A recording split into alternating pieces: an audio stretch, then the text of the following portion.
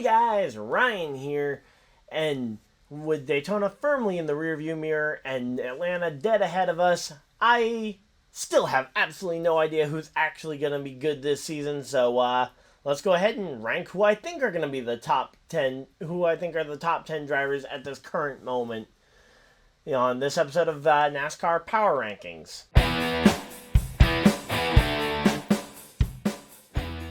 So real quick, just going to make a couple of honorable mentions here to shout out some guys who either aren't eligible for the list, just missed out, or were in it last week but are not in it this week. So I'm going to start off with Jordan Anderson, who finished third place in the Xfinity race, but because these rankings are for the NASCAR Cup Series, Jordan Anderson will not be in, but I wanted to give him a shout out because I didn't get a chance to mention the amazing finish there in the NASCAR Xfinity Series race last night. So we have that one. Then we have Chris Buescher and Martin Truex Jr., who were in the top 10 last week. I still think they're very good, but ultimately I just didn't have room for them in the top 10 this week. MTJ was just kind of anonymous all weekend compared to some of the other people on this list. And similarly, Chris Buescher was nowhere near where I expected. I boosted him, he was only barely in the top 10 last week, and he was not what I was expecting at Daytona. So he has fallen out of the top 10 as well. So I think that's pretty much all for people who were out of the top, or who are out of the top 10 who were in last week. So let's go ahead and get right into the top 10 with number 10, which I am going to give to Erik Jones, Erik Jones was the driver who, realistically, I probably could have left him off the list for someone like a Martin Truex Jr., but after he and his teammate qualified poorly on Wednesday, but then were able to race their way through the duel to both start inside the top 10, and then after 500 miles of Daytona 500 action, they both ended up finishing inside the top 10. It was hard not to put them, at least one of them, inside the top 10. So, Erik Jones, there you go. You've got yourself a top 10 spot. And hopefully you can hold on to it for more than a week, unlike Chris Buescher, who literally only stayed here for about a week. But, Erik Jones gets the 10th spot on my power rankings this week.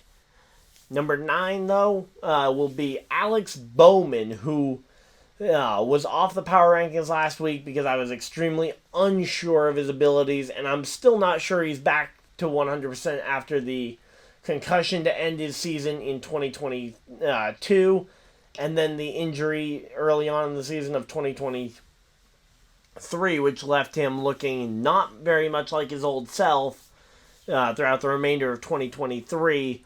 But it's hard when you go and finish runner-up in the sport's biggest race to not put that driver up in the top 10. So I went and put him in the top 10. Then I went and docked him a couple of spots because he was the main proponent behind the wreck that led to most of the top contenders being out of the race. But a second place finish is still a second place finish, and hopefully Alex Bowman can prove why he's in this top 10 next week at Atlanta and going forward. But for right now, Alex Bowman is 9th.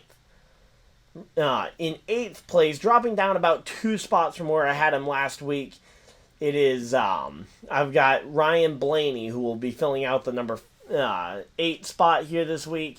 He held him on pretty well. He was in and around the top of the field along with Joey Logano, but it kind of seemed like he was just kind of there, hanging out, because the Ford train wasn't trying to cycle people out of line very frequently.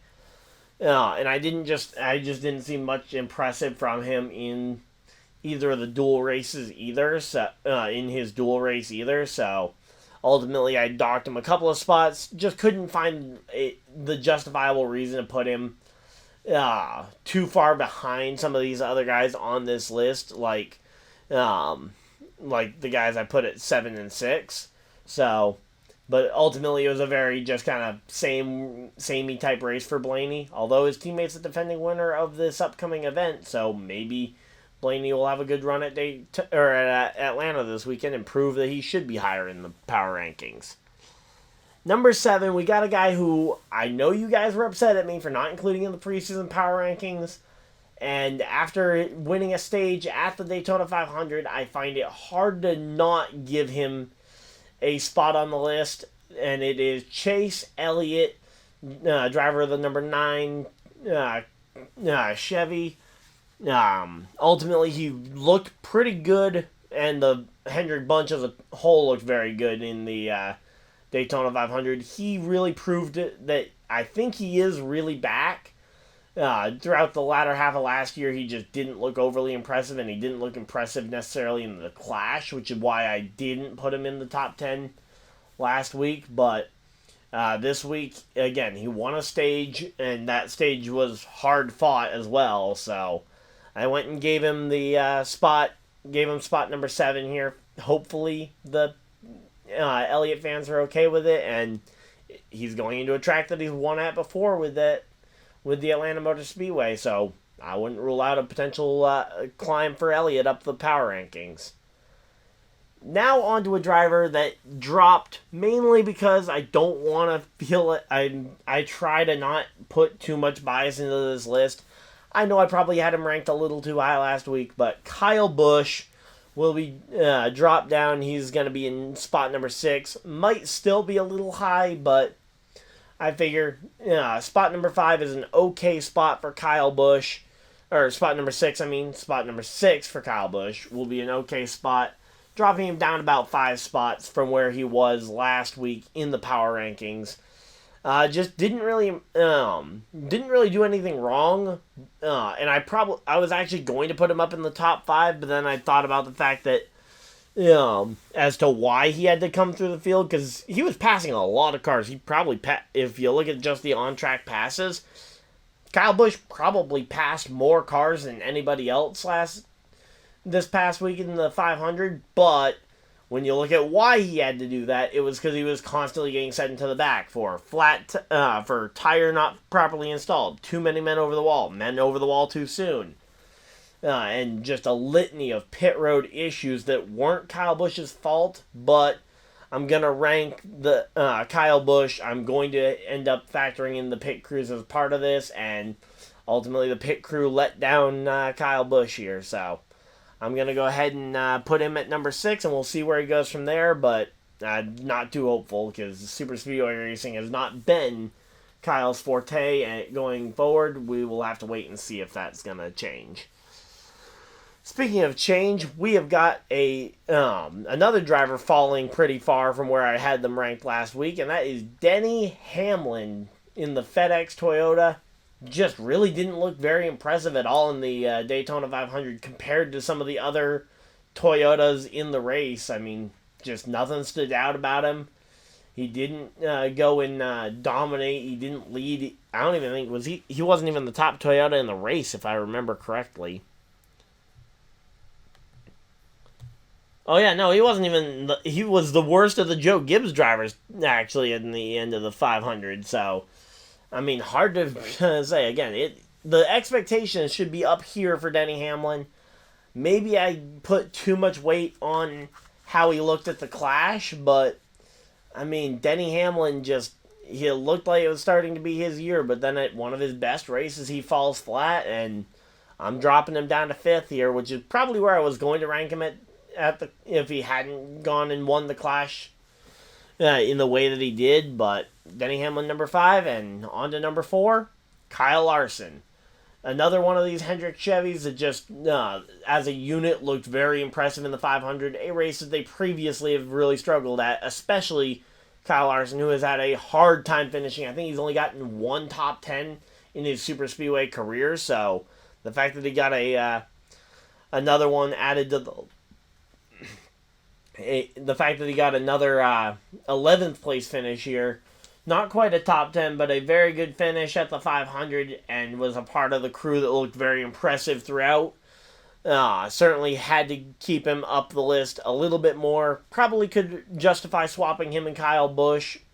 Really, anybody in this 3rd through 6th ranking, I think you could probably move around and swap, but ultimately, Kyle Larson gets the number 4 spot. He looked impressive, and I hope to see him do some work at Atlanta, but unfortunately this isn't the old Atlanta where he looked dominant a couple years ago. Going on to the top 3 now, entering my podium of my power rankings here, we got Joey Logano, who led the most laps in this Daytona 500 and was on track to potentially win the race with a late race pass where he had teammates in the mix before the late race crash set off by Alex Bowman and William Byron's push gone wrong. Hard to document anything. I believe this is exactly where I had him ranked actually last week. I might even had him, actually I think I had him at 4 last week, so a bit of a rise up the list for Joey Logano. You want to lead the most laps in the 500, even if you don't finish the job. That still shows impressive speed, and again, he's the defending winner of Atlanta, so we'll have to wait and see if he can back that up next week, but I'm keeping him inside that top 3 for now, and hoping that he can go ahead and hang on to that. Now going on to number 2, this is one of the drivers that made one of the biggest jumps up the list of the drivers, and this is going to be Christopher Bell, who looked very impressive in his dual race, looked very impressive throughout the 500, and ends up coming home 3rd when all is said and done. It's one of the best finishes for Toyota in a long time. At least for a Toyota not named Denny Hamlin in a long time. I think the last time we saw a Toyota finish that far up, I think, technically I guess it would be 2019, but anything pre-pandemic just feels like forever ago, so going to go ahead and give Christopher Bell the 2nd spot here. Again, probably too much, but between the dual race, especially compared to how they looked in qualifying, the dual race showing them in race trim, I'm convinced that I think I was too down on Toyota, and I'm trying to rectify that right now by putting him up in the 2 spot here. And number 1, shouldn't be much of a surprise. He won the Daytona 500, and it's hard not to boost him up the grid all the way to number 1 by winning the race, even though he didn't look overly impressive in the race itself. The fact that the 24 went to victory lane, William Byron being atop the list, it's hard to deny that is the spot here. So yeah, William Byron going to number 1. He's also a former Atlanta Super Speedway winner. I believe he won one of the first races after they converted the track to the Super Speedway variation. So could very much be set for another big win for William Byron, but the fact that he's already got a win early in the season, it looks like he's on track to try and replicate that season we saw last year where he got 6 wins and realistically probably could have been a championship caliber threat, and if he can do it again, he could very well find himself in the championship 4 next year. So again, that'll be my power rankings though. I'm going to put the full results up on the screen for you guys. So again, William Byron number 1, 2 is Christopher Bell, 3 Joey Logano, 4 Kyle Larson, 5 Denny Hamlin, 6 Kyle Busch, 7 Chase Elliott, 8 Ryan Blaney, 9 Alex Bowman, and rounding out the top 10 today is Eric Jones. So hopefully you guys enjoyed this video. If you guys did, leave a like on the video, subscribe if you guys are new so you guys don't miss any future videos or live streams. I will be live for the Xfinity and Cup Series race, the Truck Series race. I do not know because of the time slot for the live stream, but Fantasy Friday will be up tomorrow, and I will see you guys also tonight. Later tonight, there will be a live stream up of me racing in the Thomas Cup Series race at Richmond, so if you guys are watching this day of release, go ahead and check that out later, but until next time, hopefully you guys enjoyed, and I will see you guys in the next video. Live stream, whatever you guys decide to do with the rest of your day. Have a great day, everybody, and goodbye!